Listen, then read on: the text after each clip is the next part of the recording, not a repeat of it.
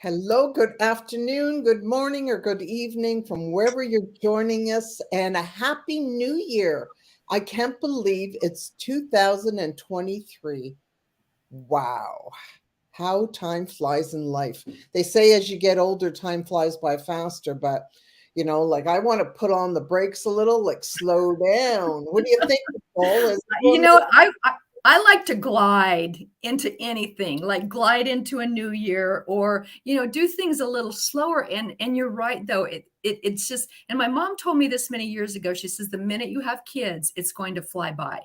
And she was absolutely correct. To think that it's 2023, that's just absolutely amazing and exciting because we're starting a whole new year for us, Glenda. I know, I'm excited. That's And pretty talk about exciting. gliding. Well, welcome to Gliding with Glenda. That's something made me mad years ago, and that's what I decided that life should be.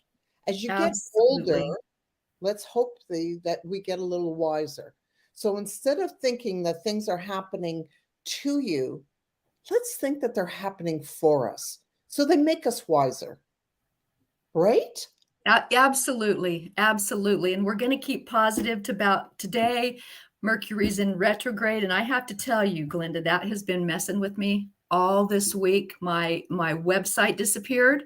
We're trying to find it. It's kind of in the ethers up there someplace. I couldn't get my mail for 2 weeks. My key would not work. I had to finally get it rekeyed. And right now, as I'm looking at my Facebook, usually I can see our live so I can answer questions. That's not up. But you know what? We keep on Let it going, be. don't we? Yep, you let it be. Things happen that they need to. Well, today let's talk about what we have. We have a special guest today. We have such wonderful people that come onto our show. And from all these people, the whole idea why we're doing this is so that we all can grow, we all can learn. And the best way is to learn is from people that are doing it. So, what's the best way? Today is from a wonderful woman that I met a little while ago. And I tell you, she is just a wealth of information. Her name is Beta Severian Reid. Now, hopefully, I pronounced that wrong, and she'll correct me when we come back in. But Beta is the founder of Lead from Within Consulting, where she helps leaders of all levels to embrace their inner power so they can inspire change in their people. I love that. Through a combination of mentoring, coaching, and speaking engagement, Beta guides leaders to new heights of accomplishment by teaching a new peaceful leadership approach. She's been featured on stages throughout the world and has appeared on a multimedia outlets as she shares her unique approach, creating new styles of leadership from within. So let's not wait any longer. Let's bring her on. Good afternoon, and how are you doing? Thank you for joining us today, Beta. Good afternoon, Glenda and Nicole. I'm so honored to be here with you. And yes, my name is Beata. Beta, Yes, you tried. You I tried. you you give it all. So I appreciate you. Just yeah, life is good in Colorado Springs, and I'm thankful to StreamYard that we can connect across the oceans. I love it. Well, we're all from all over the place. And, one thing that COVID did teach us is that, the doors are not closed, they're open for all of us to reach and touch each other. Absolutely. Yes, you just said it so well. Without COVID, and you said that things are happening for us, not to us. And it was one of the biggest lessons I learned during COVID, because without that experience, I would not become probably public speaker, because I was speaking all over the internet and over the world through uh, pub, public platforms like StreamYard or the other. Yes, so that opened a lot of doors. So you are so right. Well, a lot of times people think things happen to them, and they become so hurt and broke from it that they have a hard time getting up and moving forward. And that's one of the saddest things that actually breaks my heart when I see that happen. And, I've had a lot of experiences of a lot of ups and a lot of downs. But the one thing is when you're down, I always feel that it's what you need to do is look around and see what you can gain from that experience. What can you get smarter from it? What can bring you up, teach you from that? Absolutely. I am a great example of, oh my gosh, since I was a little, I don't know if I can share a little bit of my story here. Well, you're leading right into it, and I was going to ask, so let's go. Yeah, so I'm originally from Poland, born and raised, and I was born in time of tough times, communism. Wow. So it was really tough, even as a small child, and you are trying to understand what is going on around you, but you just know and you see that your community, your parents, your family, everyone is struggling. So since there, I was always like interested, like, why is that? Why we cannot just like, the metaphor, like turn the page and just maybe leave this country, go somewhere else. So one day I I asked my mom, which was very hardworking. I was the youngest of four, so they had to feed 6 people, and there was nothing, like literally, like there was nothing. You have to create something from nothing. You open your fridge and it was just a light inside, and you have 4 kids to feed. So I asked my mom, like, why do we have to struggle that much? Mom, why don't we just leave this country and find or town? We were in a small village actually, but I was really small. I was probably under 5. I was like, let's just move somewhere else. And she said, we can't. It's what it is, that we have these walls around us. And I said, no, there is no walls. Mom, look, there are no walls. Like, what are you saying? She said, these walls are invisible. Like, we cannot. Yeah. And she was trying to explain to me that the government, and what is happening in Poland is not just allowed us to move anywhere. And I didn't understand at that time. But then I was growing up, and this invisible walls were following me, and it was always when I felt down and I felt these walls coming at me, and the life was happening to me, not for me. And I was not much older when I experienced very, very tragic accident. It was a car accident, traumatic brain injury. Wow. And I was 7 years old, and well, I don't know how long I was in hospital, but very long. But I remember vividly one conversation between my mom and the doctor when I woke up, and he was saying, Mom, your child will never be normal. She will never achieve much like the other kids, like her the kids her age. So if she survives, she will be maybe like a, kind of veggie. She will exist, but she won't live. And for 7-year-old child, it was like, oh my gosh. And all what my little mind registered, it was like, you are not normal. You won't be normal. You won't achieve anything. You are not enough for this world. Wow. And so it was what was following me for a very long time, that this limiting belief, the wall that I associated with, like I adopted, that wasn't even mine. So for a long time, I was proving myself that I'm better than the life kick you down, and you try to get up, and you are met with, everyone, the universe, God, whoever, like, why you do it to me? Why you do it to me? What did I do? I'm just a small kid. And I remember my mom, she was very smart. And one day when I was crying and I was saying, Mom, I don't want to leave. Small kid, when you hear this from small kid, this is very, I can imagine only for my mind, like heartbreaking. Like, I don't want to live that kind of life. If I cannot be normal, if I cannot achieve anything, I don't want to live. And she like looked at me with tears in her eyes, and it's like, I just want to be normal. And she's like, honey, you do not want to be normal, because you are not normal. You are special. You are Oh, I love God's that. miracle child. You don't want to be normal. You are special. And I want you to take it with you and live your life according to that. It's always on you how you want to live your life. Doesn't matter of the circumstances. So it was my mantra. I made it mine. She not exactly said exact words, but the meaning was that you just always have to lead yourself, be leader for yourself, and everything you need is within you.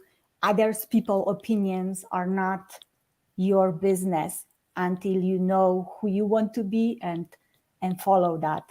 Great. So it was the first time that I started understand the meaning of the life is happening for you, because then I could look back and say, oh, well, without that experience, I would not be so, sometimes I laugh, but it's stubborn. I call it Polish stubborn.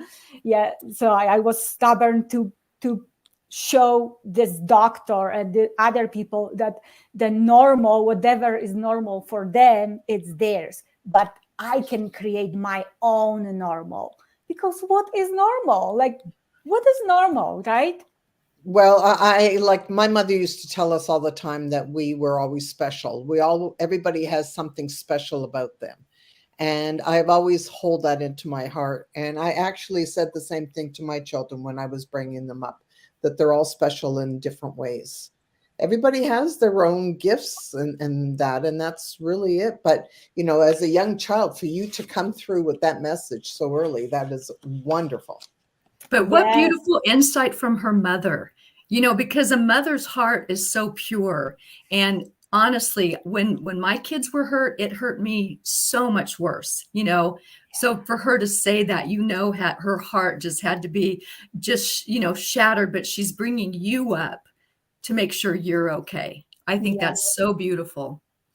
So there must have happened once something in your life that sort of gave you that special burst when, what was that one thing when that it hit you? Because you were growing up with it. And so when you're young, you don't really realize it. There's sort of more or less words, but there's something that makes it real.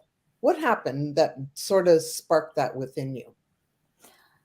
Oh, there are many moments that spark it in me, but maybe like forwarding in my life when I was creating my own normal, and I decided that Poland is not big enough for me. I know that there is more, and it was also a life event.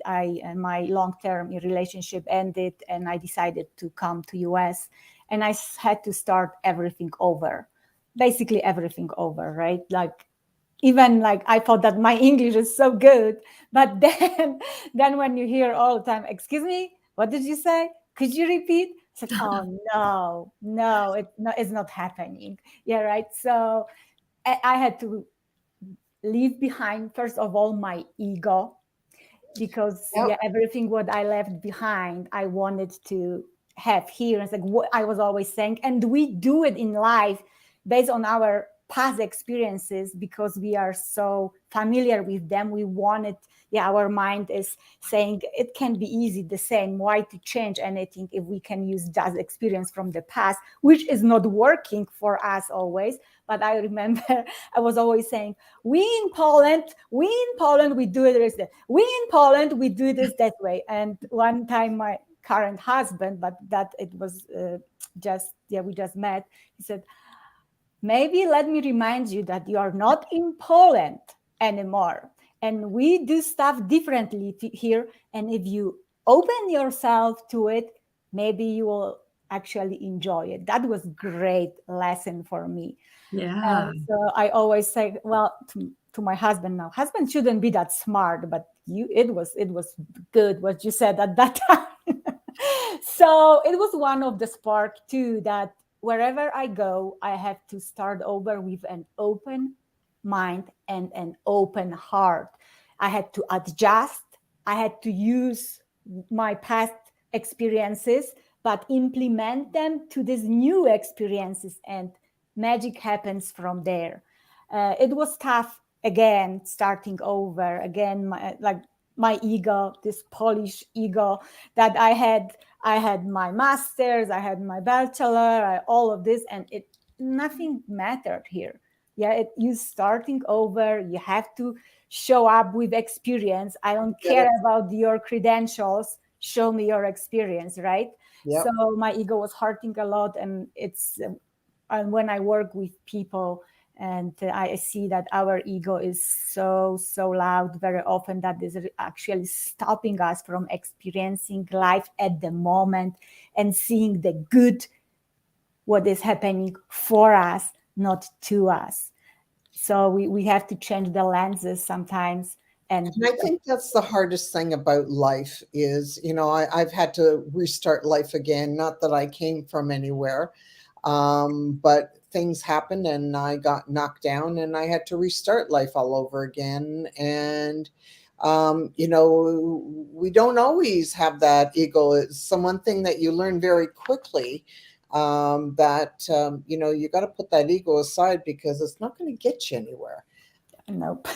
But No. And You know, Glenda, I like the fact that we do have to reinvent, though, because we just become bigger versions of ourselves with more knowledge and, more wisdom that we can bring to things because we've been in certain places and done it, even though we're not doing it now, but we can bring it forth as I have learned this or I have learned that.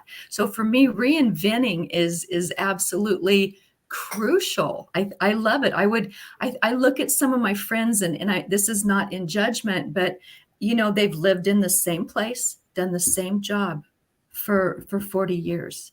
And that works for them. And that's a beautiful thing. Yeah. But I'm glad that I have stepped across that line of fear to put my ego aside and to be humble enough to reinvent myself when something's not working. Absolutely. And if I can say, ladies, highlight one thing that you, Glenda, just mentioned, that you had to start life over. Yeah, the starting life over is a metaphor because you don't have to come from anywhere. Starting life over, it can be because of you got divorced, because you got fired, because freaking COVID happened, and we all were fired, basically.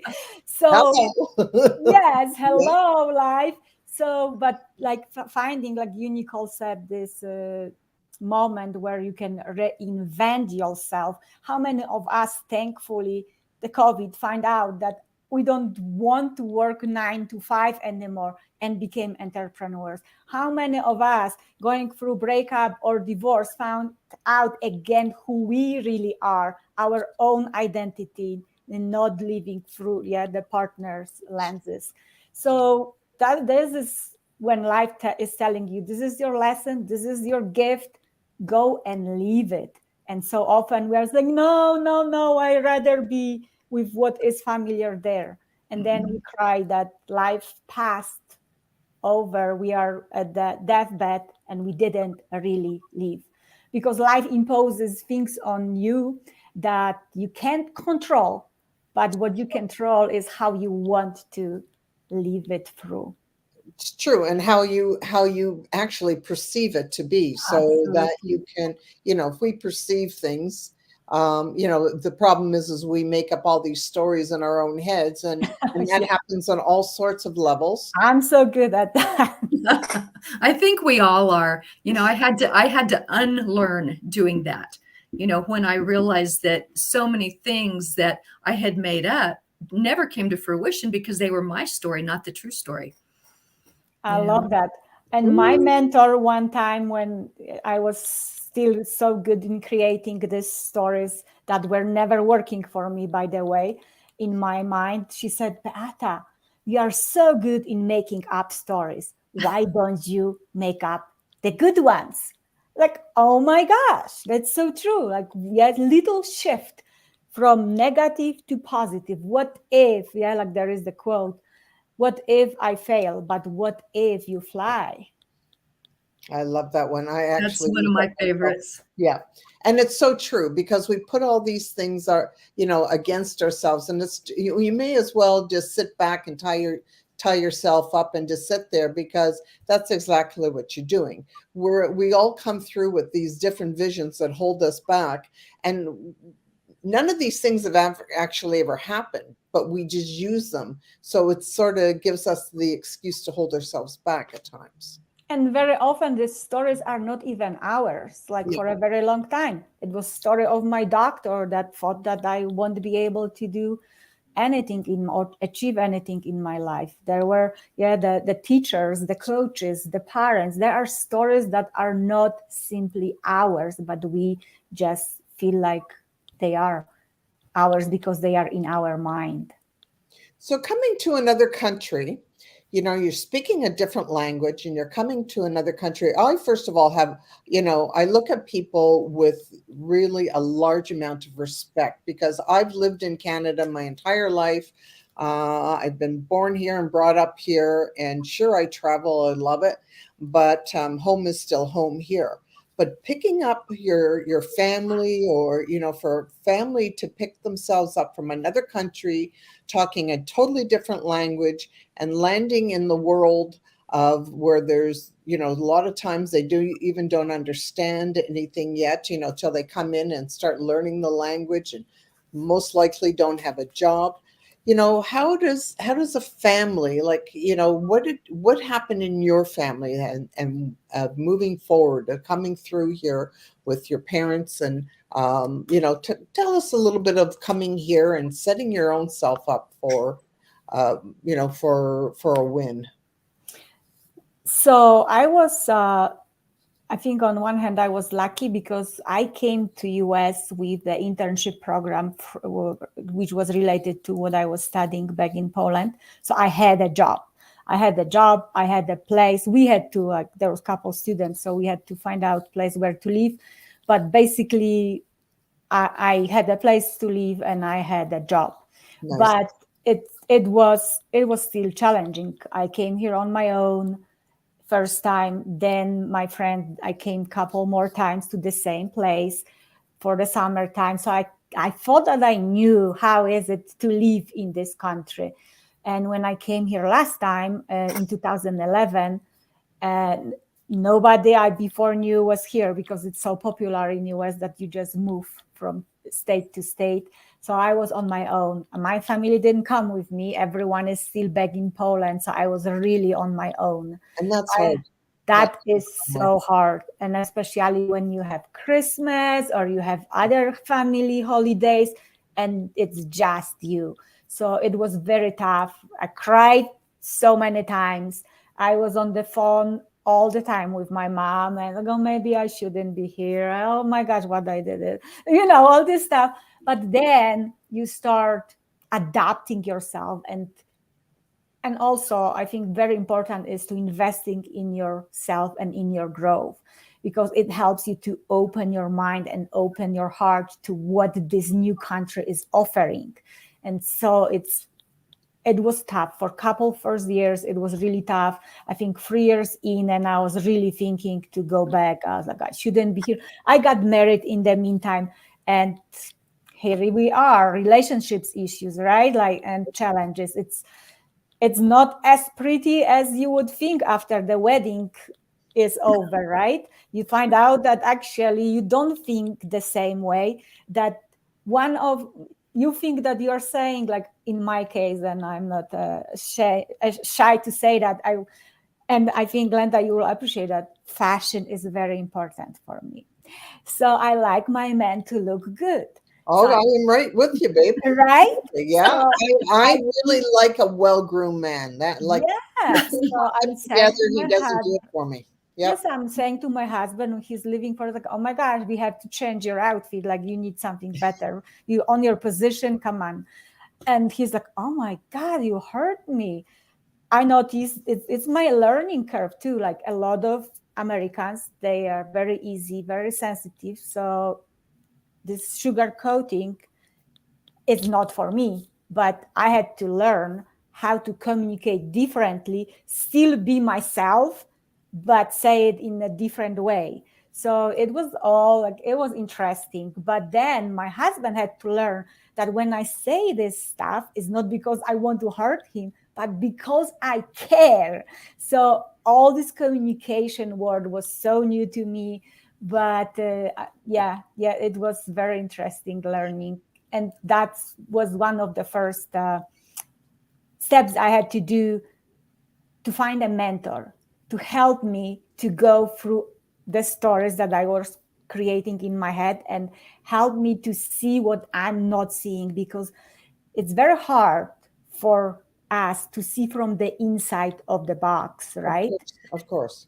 Yes, so I needed this mentorhood, be outside and see, hey, how if you would respond that way? Or we know all these questions that I couldn't come up with. All my ego was too big to actually admit that I could approach that situation differently. I was fighter because I had to fight my entire life since I was a little one, and no, not being normal. So I had to fight to be normal. So I had a lot of challenges at work. I was outgoing, outspoken. So I was telling what I see.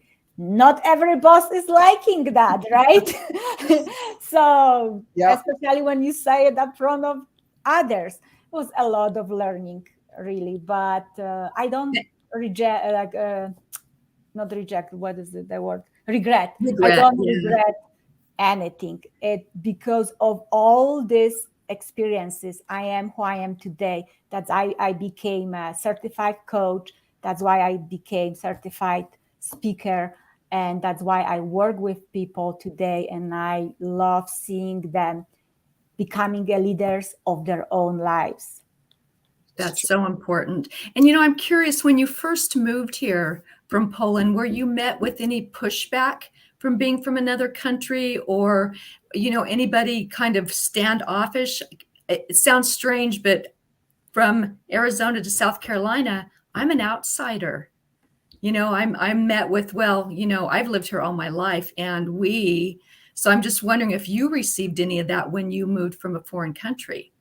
Absolutely. And today I don't look at that experiences the way I used to, but I was in hospitality. So I was working in customer service. So you have people all day long, 24/7. Hospitality never sleeps, right? But they come with their own expectations. And if they don't receive what they want, like they want an ocean view, even we don't have ocean view, we have only a lake view, right? But they want the ocean view. So they are unhappy.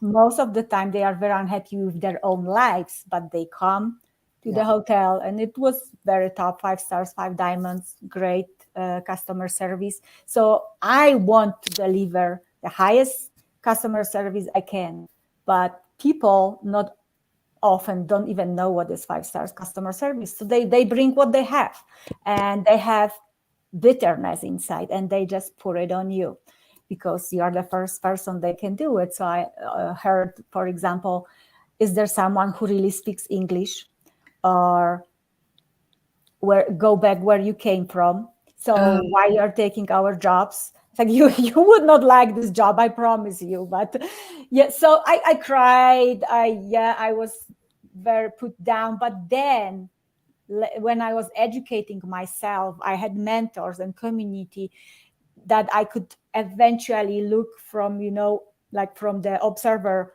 viewpoint, not from the inside. I was like, wow, it's not really about me, it's about them. So all what I can do is just give them compassion, but it take me a while, because the first word that would come at that time when I was still a fighter and they are putting you down, I want to say many bad words, like go you where you came from, and you don't have to be like, so but I had to be really good. And then I learned that it's not about me, and I just can help them to handle whatever they go through at the moment. And that's it. So yes, and yes, I didn't get promotions that I wanted because my English is not perfect. So it was crashing, but also it was a great lesson to start something on my own. Because again, my smart mom said, if you can't follow a leader, you better become one. So I became a leader of my own life in every area. And sometimes I'm not the best, but I'm always trying to do my best. And it's what drives me. and it's what I teach others. Because yeah, if you don't know how to lead yourself, you cannot lead anybody else. Right. So let's talk about your leadership and your coaching. And what are you, can we tell our audience what are you teaching and how are you teaching? Because you have your own ways of doing things. Of course, we all have our own ways, even it sounds like we do the same thing, but we do it differently. We do it in our own way. Right. Well, I help people to develop leader from within because everything we ever need is always inside of us, but we are never there. So Okay. that's the problem.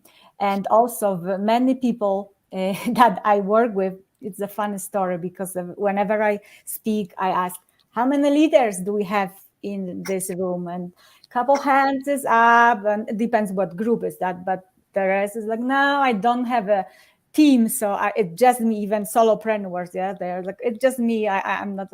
So I was like, okay, so when you wake up in the morning and look in the mirror, who is leading that person? And they are, oh, okay, I got you now. We are all leaders. Every single person. So I try to bring this new viewpoint also that single mom, single dad, community leader, you, me, we are all leaders. And leaders is someone who inspire and influence. And we have that opportunity every single day, right? And sometimes we succeed and sometimes we don't. I'd never succeed when I'm driving and they cut me in so I'm not the best leader then, but I'm practicing that. And so leadership is a practice for everyone. And I believe if we started at home, I wanted so hard to bring it to every single home, to show it to your children, how great the next generation will be, because they're gonna be leaders in corporations one day too. So yes, and I believe, part of my coaching as well is teaching people to even, especially women, to be teaching their children. Absolutely. We have to start showing our children the pathway.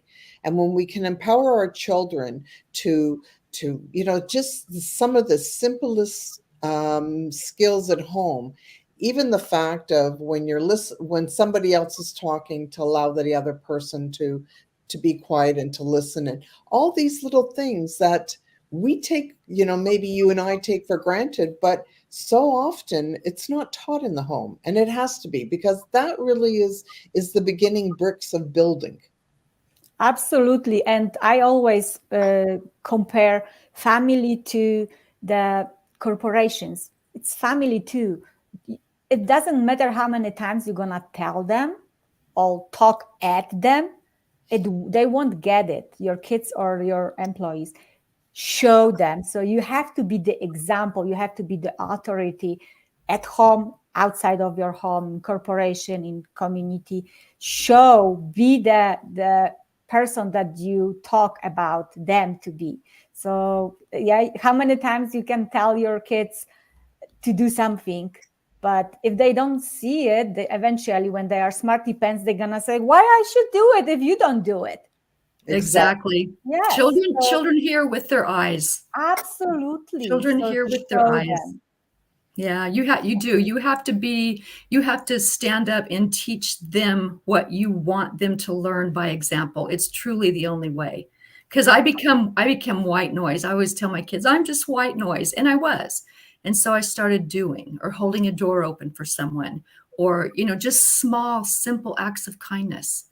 And I watch them now, and I'm very happy to say they have emulated some of the simplest things you can do just to bring a smile to someone.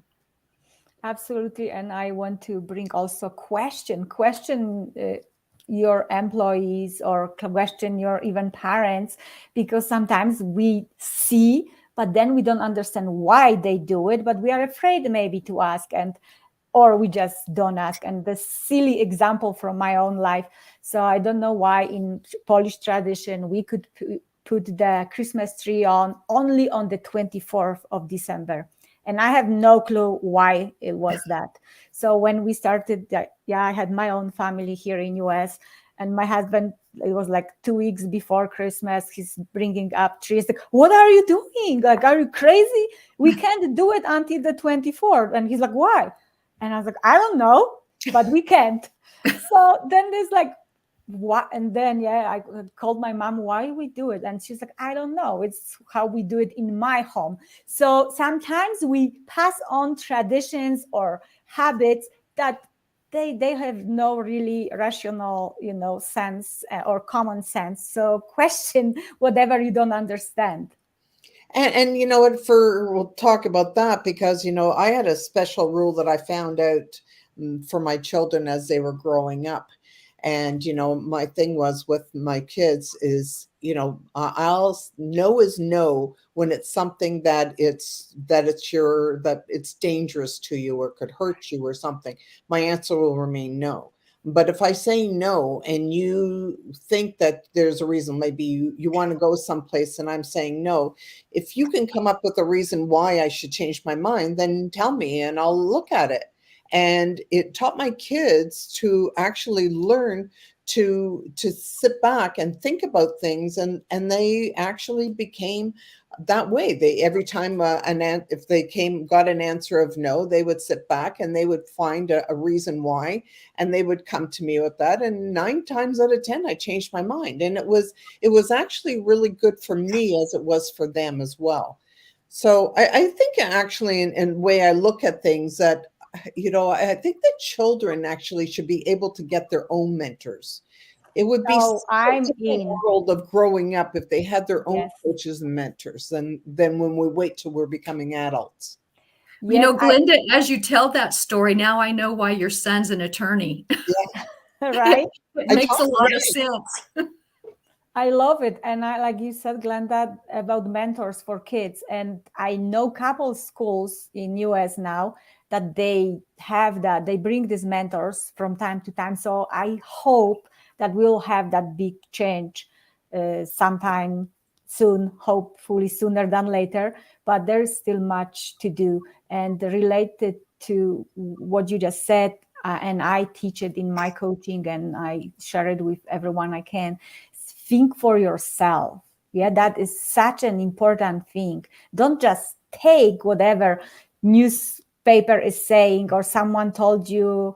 Don't be stubborn about some opinion that you don't really know that it's true. Find it for yourself. Yeah, and I think that Coco Chanel said that the most courageous act is still to think for yourself aloud And ask Absolutely. questions. and ask questions. Absolutely. If you don't understand something, you need to ask. Absolutely. There's nothing wrong with that. The thing I love hearing you say the most was you have everything inside of yourself. Everything that you need to know is inside of yourself. Why do you think people aren't journeying inside? Why are they listening to the outside world versus going inside? What do you think is the biggest block to get people to realize how much knowledge they actually do have inside of themselves? Well, first of all, who is teaching us that we should listen to ourselves? No one. No, like now we are smarter. You, Glenda, were teaching your kids, but like my mom, they didn't know. Some of them had the intuition, so maybe we're doing it. But some people, they just don't know that they should go inside because, first of all, they don't feel like they are smart enough. They are not good enough because their grades were not perfect, maybe because they are not on the CEO position. They are, some of my clients say, but I'm just the cashier in whatever store. And it has nothing to do, your position, your circumstances, it has nothing to do with who you are on the inside, because you have always your inner wisdom, but you never go there. So to responding to your question, the biggest obstacle is our own limiting belief about ourselves. We always go outside. We have to listen to newspaper. What is the trend? About the trends. What is trendy now? What is like? So we can measure up to whatever world is expecting. So we think we should achieve whatever world wants from us instead of listening what I do want. Well, it's the same as even in the fashion industry. I'm more of a classic that I like my clothing, but I don't buy according to the designer. I buy according to my body, what I feel looks good, what feels good, and all the rest. But it's the same type of situation. If people won't wear certain things or they wear certain things that A, their body doesn't look good in, and B, because it's the in thing now, so they put it on. But obviously they don't have what resonates inside of them to be directing them of what is right for themselves. It's the same thing. We're listening to others instead of listening to ourselves. Absolutely. And the noise outside, right? There's so many noise outside, and Oh yeah. you think that you should be like this person, yeah, and especially young people when they are looking for influencers. Oh, I should be like her, I should be like him, the body shape, whatever. And this is so BS. Yeah. We forgot who we really are and what we really want. I always do this exercise with my clients when they feel lost, like they don't even know what is their identity. What do you really, really want is the first question. And it's like, why two reallys? Because the first is for everyone else around you, for the world, your parents, your boss, what they want you to be. And the second is for you. Very often they don't really know what they want in their life. Yeah, the second question I ask them, so why don't you have it by now? And they're like, wow, because I'm not smart enough. And it's all about limiting beliefs where we work through this exercise. And the third question sometimes I add is like, can you live without it? Because very often we carry that imagination, that desire from a childhood that is not really applying anymore to us. It's the dream of my mom, of my dad, of my Yes. grandparents, because they couldn't be that person. Yeah, and we carry it into our adult life. And Yes. then we, for example, we go and try to become doctor, and we have that to the end of our lives, and then we realize, oh my gosh, I don't enjoy it. I don't, it's not what I want to do, it's not who I want to be. And we're all So guilty of that. Yes. We're all guilty of that. I remember when I absolutely. finally got a girl, all I wanted her to do was go dancing, and she didn't want to go dancing, and God, Yeah. I wanted her in that. But I had to give up because that wasn't her. Yes.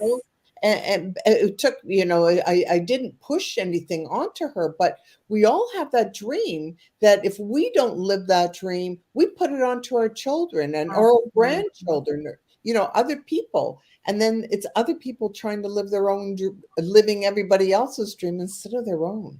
Yes.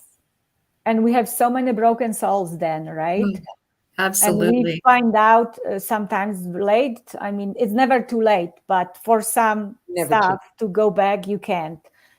If you started to be a doctor and you spent 5 years and then you want to be a dancer, maybe you lost that opportunity, but there is something else that you can do, and it can be just yours. Don't put yourself in this, little box of what someone else wants you to be. Or it's a family tradition, the family tradition. We're all attorneys, we're all doctors, we're all this, we're all that. And, like you said, Glenda, your daughter was never going to be a dancer. Nope. My daughter is a dancer. She's never going to be a scholar. It just is what it is.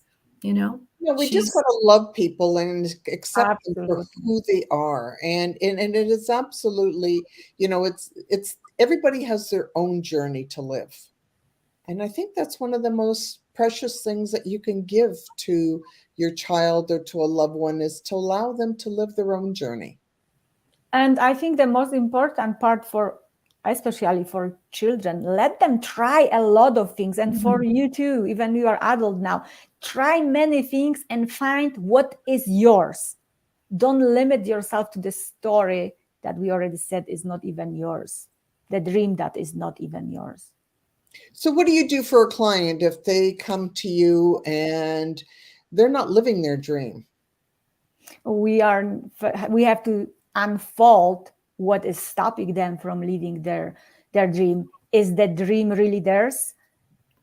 do they really want to put the work? Because I always like, there are two questions. One, am I willing? Yeah. Am I willing to do it? Work. Can I do it? Yes, you can. Because if you, for example, wants to be, I don't know, fashion designer, there are so many people that you can learn from and can become fashion designer. But are you willing to do the work? The work is not that you just gonna, apply and there is there is a process to become that, and it's a lot of work.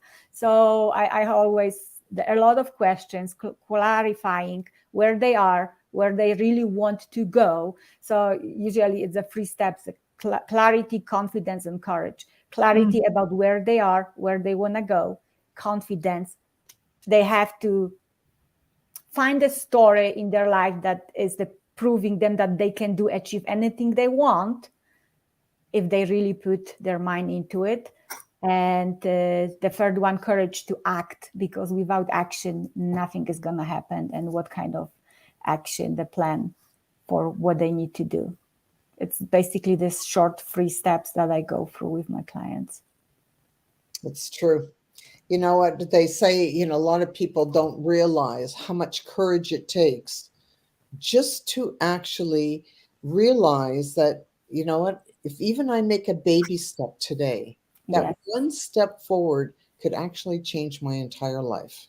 Absolutely. And it doesn't matter how old are you, right? Yep. In whatever age you are, you can change your life because if you are not happy with where you are at right now, and it can be painful, it's probably going to be more painful to stay where you are and not enjoying it. Yes. And that's something I reflect on. If I had not had the courage to get a divorce, I look back and think I was never really living a life that was truly me. Right. And it took looking back to realize that even at my age, which, I'm older than a lot of people that has not only re-envisioned, but re-put together my whole life. And I truly am being who I am, who I was meant to be. I'm happier than I've ever been before at 63. Absolutely. I love it. And that it thanks to what happened for you.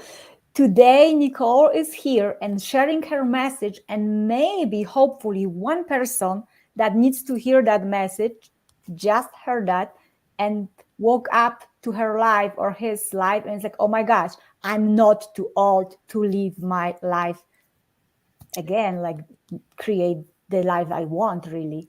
Absolutely. And it's true. I think the only time you become too old is if you're too old by sitting in an unhappy life. Yes. That's the only time when like you're just robbing yourself. So it doesn't matter what your age is. And that's one of my biggest messages that I put out there for everybody too. As a woman now, at this point in time in life, same thing at the age of 63, I'm very grateful and very blessed to be where I am. And I just believe that, we have to, as we're aging women, we're not the same. My mother at 63 was not the same as we are today. It's like the new 40. 60 is the new 40. Absolutely. And I'm going with 35, Glenda. Okay. I'm going with 35. But also, I think it's worth to mention that some people, they always gonna stay where they are. They're gonna be complainers, and there is nothing we can do about that for them. But we can do something for us, and we can move on and love them from the distance. Yes. And say, I'm here. If you want to change and join me, it's that what I call standards. I'm here. If you want to join me, I will be here for you, but I'm not going down to where you are, to your energy. Because I have people like this in my life. They're complaining for so many years, but they did not do a thing to change it. And that's really an important message that we have to put through. And I believe the same thing. You know what? I always will give love, but I will never pull myself down. Right. Anymore. Yes. Many years ago, I gave up on those type of people. It's not to be mean. It's, it's for my own good. Like, remember the old airplane thing. If you don't put the mask over yourself, you can't help other people. Absolutely. Right. I believe that full-heartedly, that we need to put the masks on ourselves. We need to believe in ourselves. We need to not worry about what everybody else is thinking about us, because you know what? Whether they like us or they don't, that's their opinion. It's not yours. Right. Right. So what would you daily, do you deal with mainly women, or are you working with men? Tell us a little bit about your business. Yeah, sure. So I started, my gosh, 2015, 16, and it was purely with women. And then I was educating and growing.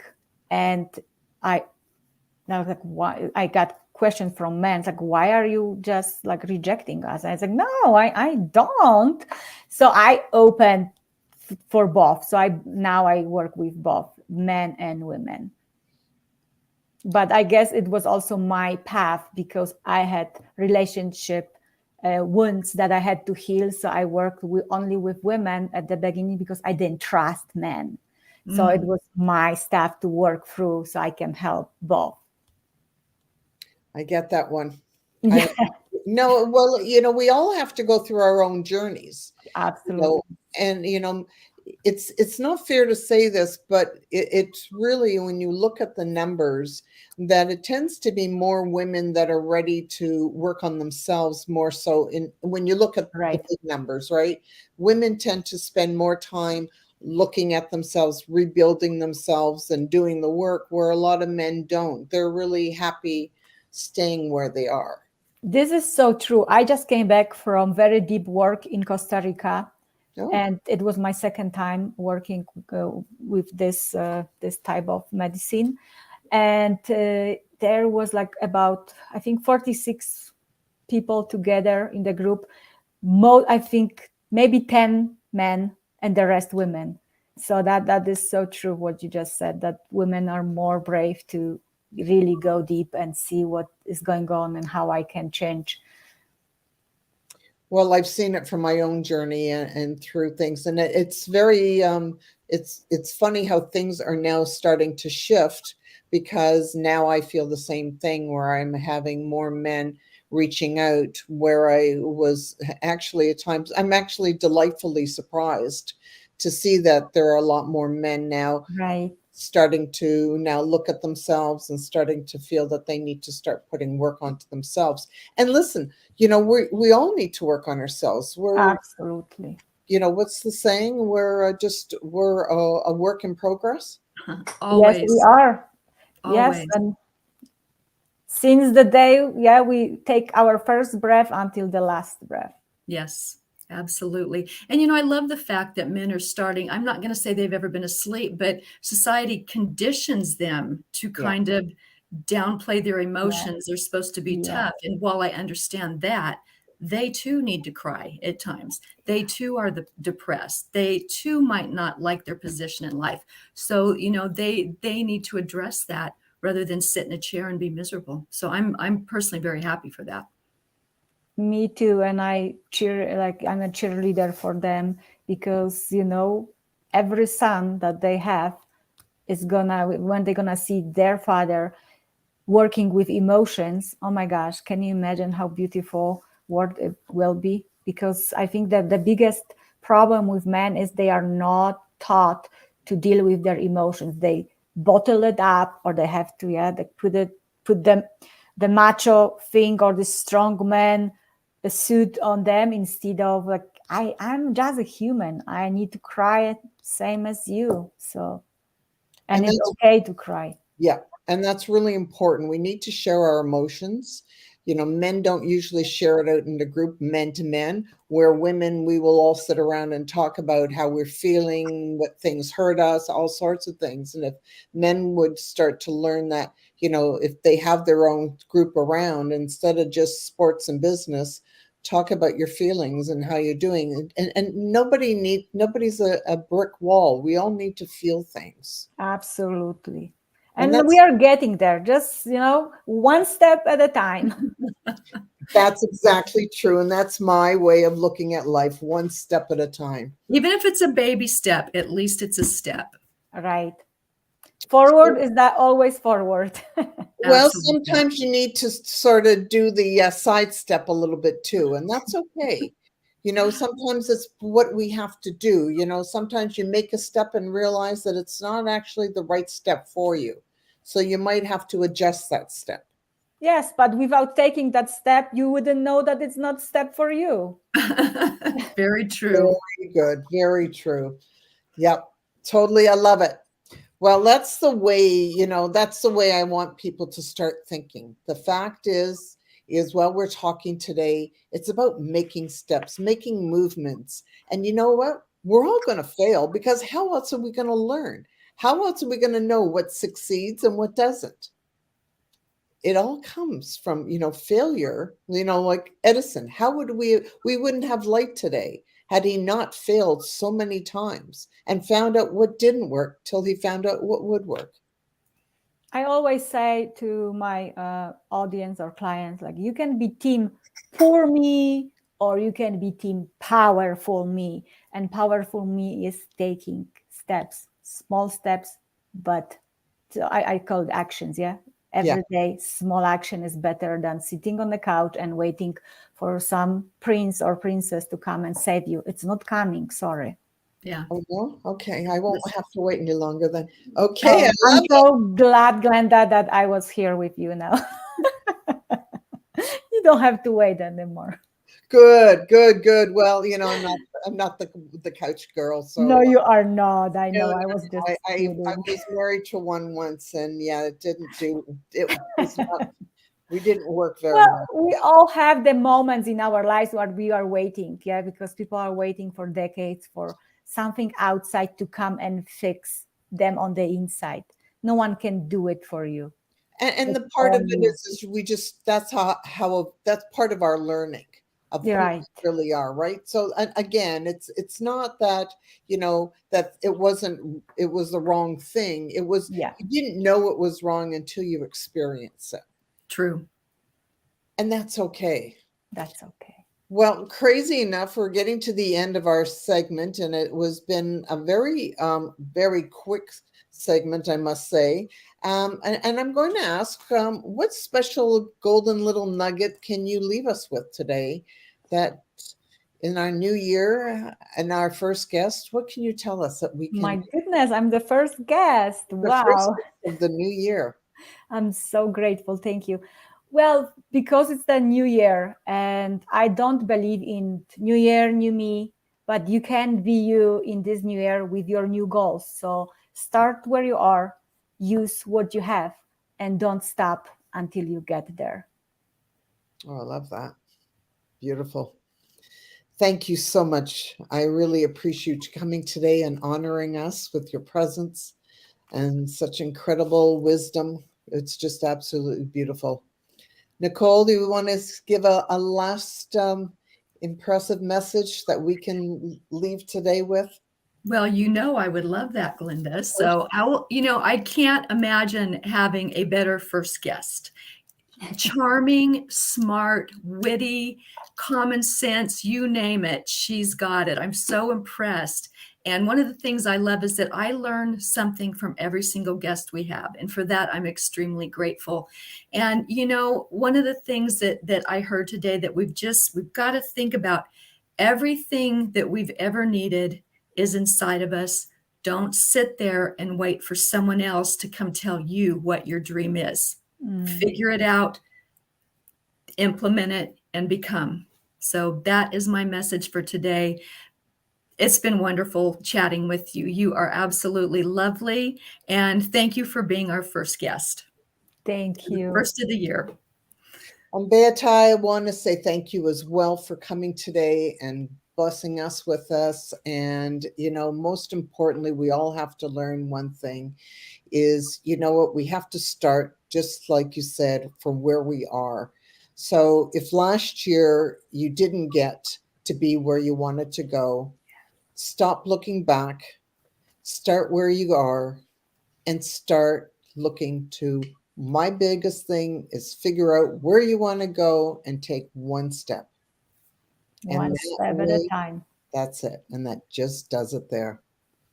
Thank you, ladies. It was beautiful. You are doing tremendous, a great job for humanity. I love what you do, and I'm really grateful for having me here. Thank you. Well, we appreciate your presence today and most important, your wisdom. Thank you so very much. Until next week, we'll Thank say you. goodbye for now.